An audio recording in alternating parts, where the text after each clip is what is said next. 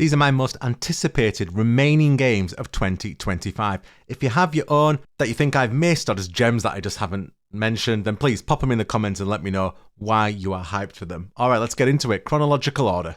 First up, on July the 17th is Donkey Kong Bonanza. I've got a reaction video on the Nintendo Direct, which I thought was sensationally good. It'll be linked in the description. But Donkey Kong Bonanza looks like a true love letter to everything that Nintendo is brilliant at.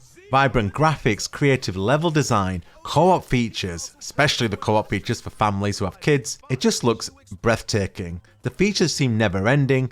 The creativity and the originality to the level design seems to go on forever. Truly jaw-dropping. I will be disappointed if this isn't anything other than spectacular. Number 2, Wuchang Fallen Feather. This Souls-like blends stunning Chinese folklore with intense combat. If you love challenging gameplay that's fast and also has a rich narrative, Wuchang Fallen Feathers is ready to deliver.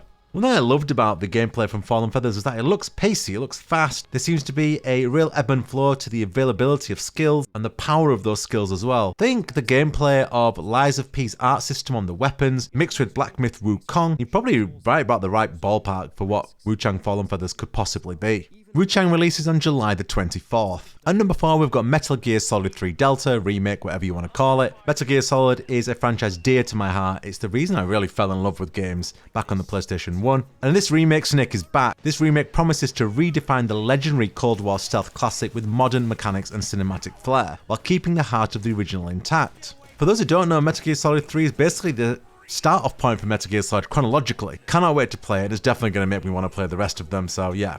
Great year ahead for me. Release date for this one is August the 28th. One day later, thanks so much, is Lost Souls Aside on August the 29th. Fast-paced action, blending what seems like Final Fantasy and Devil May Cry, which sounds like a great mix to me. Gorgeous graphics, mysterious story and world, Lost Souls Aside has been long in the making and it's shaping up to be worth every moment of the wait. One point I have to make is that when I was in Japan, Lost Souls Aside was getting a lot of push by Sony. It was everywhere, which is surprising because it's quite a way out from release. To me, that shows me that Sony knows something the rest of us don't. I think this could be very, very special. Next up is Hell Is Us on September the 4th. That's 5 days after Lost Souls Aside and 6 days after Metal Gear Solid 3. Fantastic, my social life is dead. I played this already, the demo was released, the playtest, I thought it was fantastic. It has this unique feel about it, with a gameplay style that really asks your brain to be engaged and switched on from the beginning. No maps, no markers, just what you find in the game and go to where it tells you to go. Or go to where it tells you to look and you gotta actually use your eyes to look rather than a marker. I've got a preview of it on the channel, video will be linked down below, but it's set in a haunting,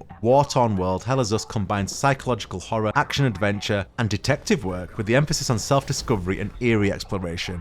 A must play for me. September the 25th, we have Silent Hill F. This highly anticipated Silent Hill entry shifts to 1960s Japan, delivering a mix of psychological horror and stunning visuals. Prepare for a spine-chilling experience.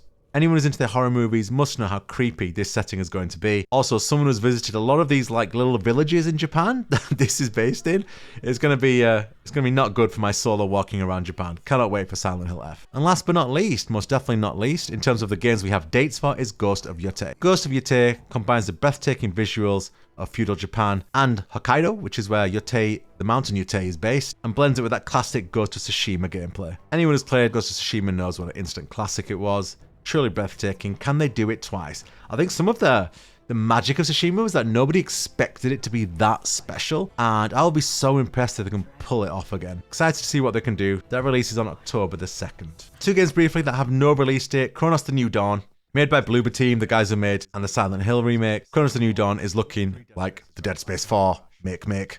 We never got the Dead Space 2 remake, whatever you want to call it. It looks like a slightly faster paced Dead Space with its own unique take on enemy. I've got a reaction to the gameplay reveal coming out very soon. It might already be on the channel by the time this video's out. But yeah, check it out. Looks very, very good. Super hyped. On October the 21st, we have Ninja Gaiden 4 made by Team Ninja. If you watch any of my videos, you know how much I love Team Ninja, and this is on a new engine, thank God. This is on the Platinum engine, which means Team Ninja actually get to put out a game that doesn't look like it was made in 1994. For me, I think Ninja Gaiden was like one of the original like hard games, right? Like there wasn't games like there is now where every single game's a Souls-like.